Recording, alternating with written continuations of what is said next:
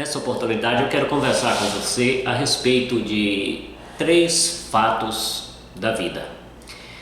A Bíblia conta que certa feita Jesus curou um cego de nascença, e como sempre gerou aquela controvérsia entre os religiosos da época e Jesus, os questionamentos que eles sempre criavam em torno da pessoa e da obra do Senhor Jesus.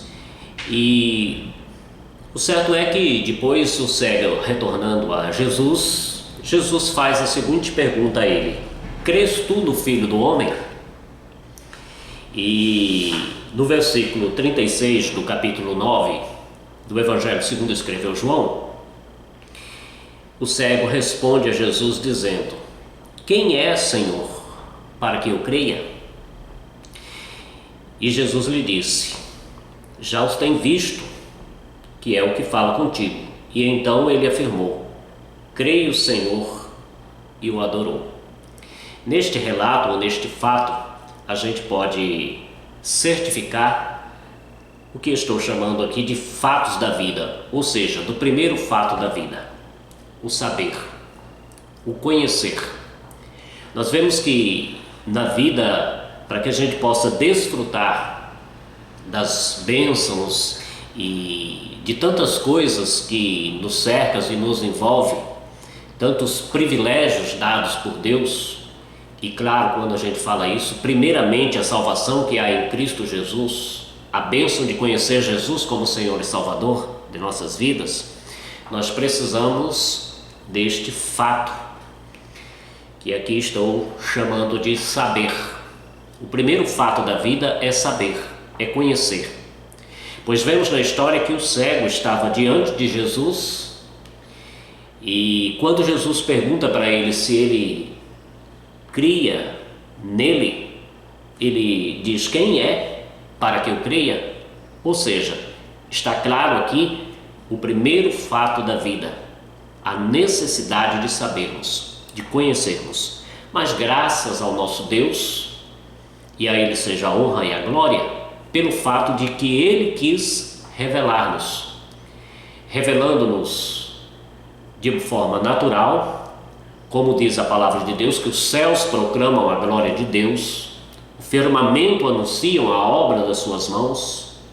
Portanto, como diz lá a carta de Paulo aos Romanos, no primeiro capítulo, a partir do versículo 18, que nós, seres humanos, somos indesculpáveis, porque Deus quis se revelar, e o que se pode conhecer de Deus foi nos dado.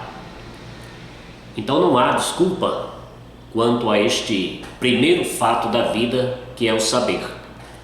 Mas, além da revelação natural, que já mencionei, nós temos a revelação especial, que é a revelação escriturística, a revelação da palavra de Deus. Nós temos a palavra de Deus. Deus agraciou a humanidade com a sua palavra. Deus quis fazer-se conhecer através dos seus servos, os profetas, através dos anúncios angelicais e de tantas formas que Deus usou para revelar-nos, e essa revelação escriturística que nós temos nas mãos.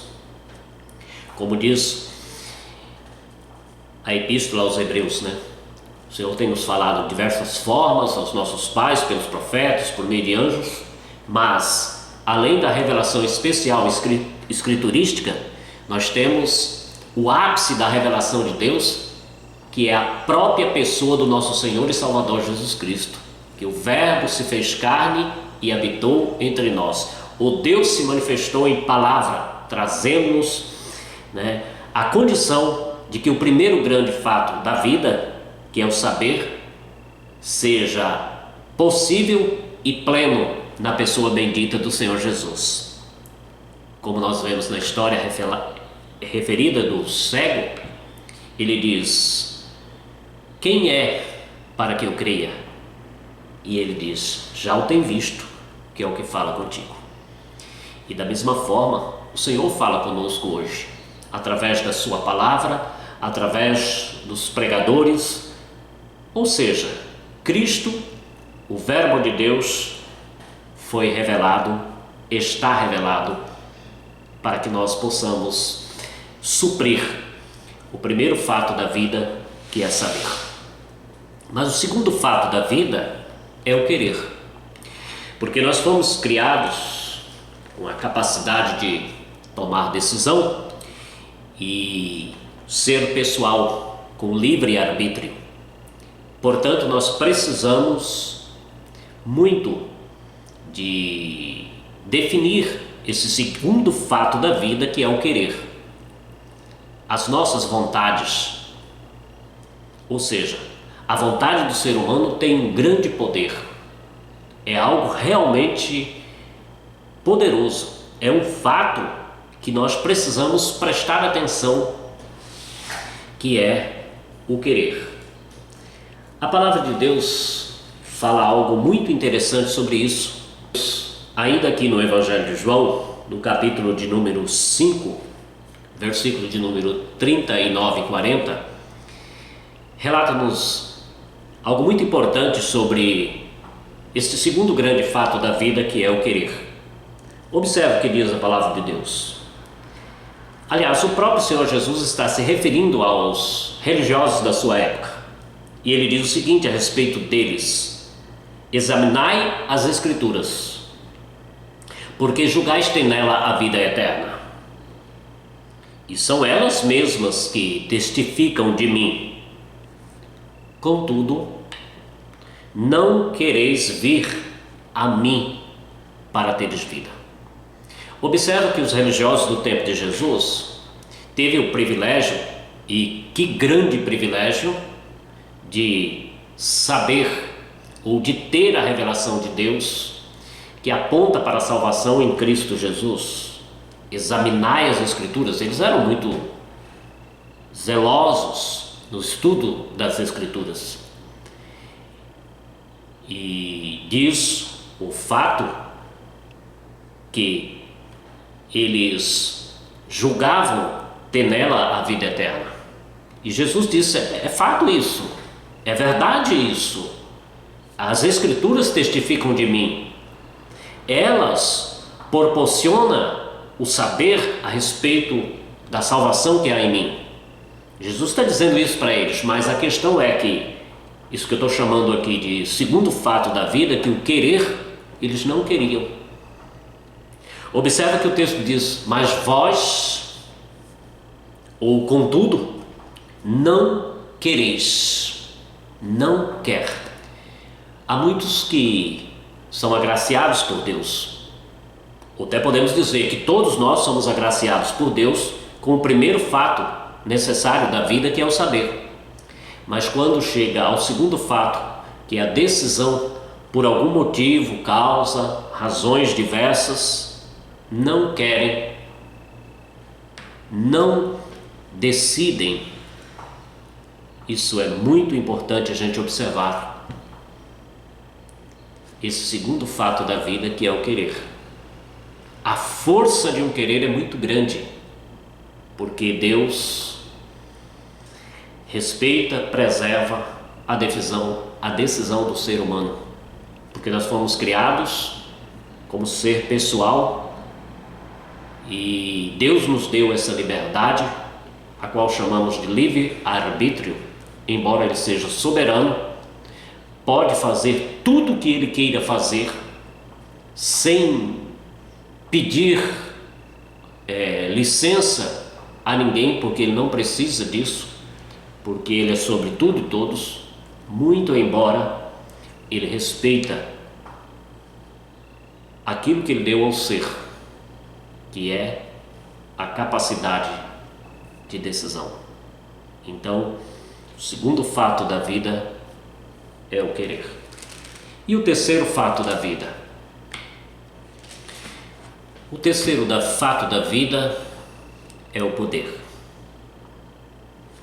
Vamos pensar um pouco sobre isso.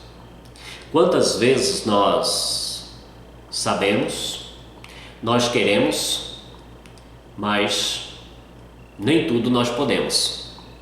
Somos seres limitados. E no que diz respeito à nossa vida espiritual, aí sim que encontramos vasta limitação.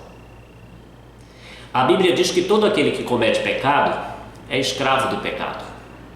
Ou seja, a nossa natureza pecaminosa, nós como seres humanos, nos tornamos escravos do pecado.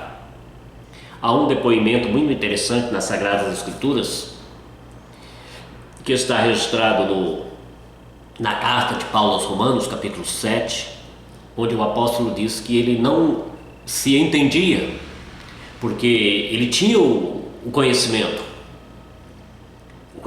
da lei que dizia não ao pecado. Ele tinha o desejo, mas ele não tinha a capacidade de realizar aquele desejo.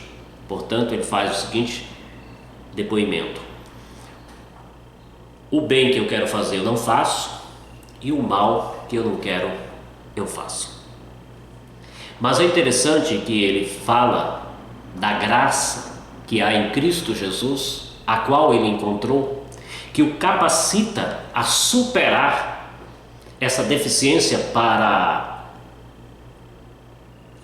vencer a superação dessa fraqueza, dessa debilidade espiritual.